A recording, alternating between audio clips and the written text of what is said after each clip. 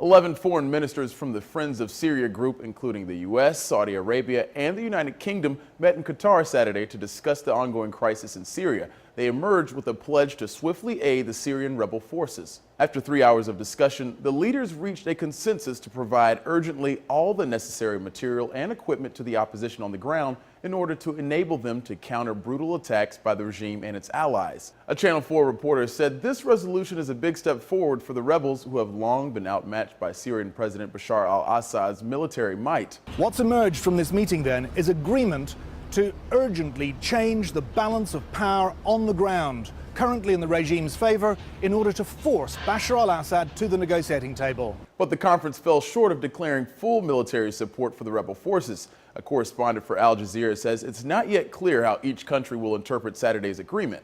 For some, like the Saudis and Qataris, it means funding for more weapons.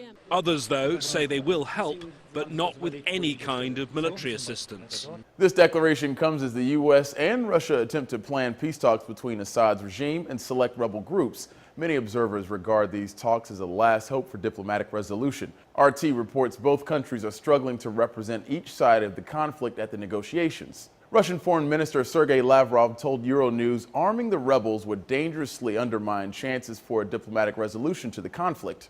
If our goal is the conference, we must avoid confrontational debates and one-sided resolutions. But the U.S. might have lost patience with diplomacy already.